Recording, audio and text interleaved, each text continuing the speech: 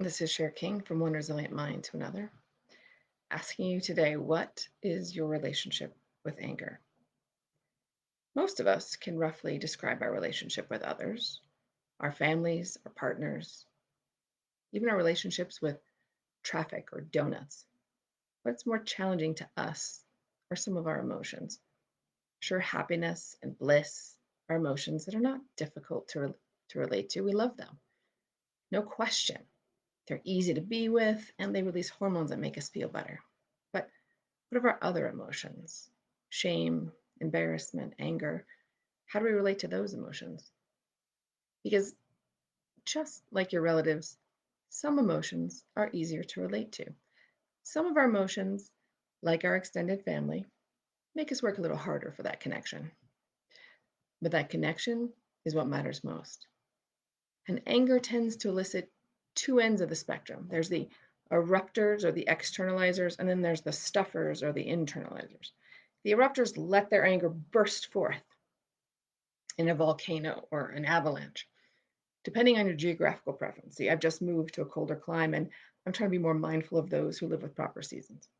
Regardless of your thoughts on mindfulness, you have likely witnessed or been party to someone who has handled anger as an eruptor. And that is someone, maybe even yourself, who allows the anger to take over, unaware of the critical brain functions that are shutting down as the body prepares to fight. It can feel like a rushing waterfall. Ask me how I know. The time it takes to come back online varies from person to person. I've had clients who rant and yell for a solid block of time, and then, just like a remote control, switch it off and they're back, steady vital signs, anger gone. Now, others whose anger boils on for years discover that over time it does take a toll on the body and often with a terminal illness. Then there are the internalizers, those who hide, ignore, limit, deny, continue to stuff their anger down for a host of reasons, but who are clearly not in a relationship with their anger. They have forsaken their anger. These people often go as long as they can until that anger refuses to be contained any longer. Then the physical symptoms, they maybe been present for years, or suddenly they appear almost overnight. This lack of relationship to anger, this is where things get tricky for people. This denying of the anger and being unwilling to see what's right before them, what's taking place, never allows the anger to dissipate. And I'm not implying that one form of dealing with anger is better than the other. No, in fact, they're both likely to cause serious damage. But in relating to your own anger, you cannot address the transgression or unlock the trauma or take any action to alter the course if you're not relating to it. The energy of anger persists, but instead of channeling that anger into courage to act against the transgression, it gets covered over by other emotions, by sadness, frustration, despair, just pushing it all back down again. But maybe it's time.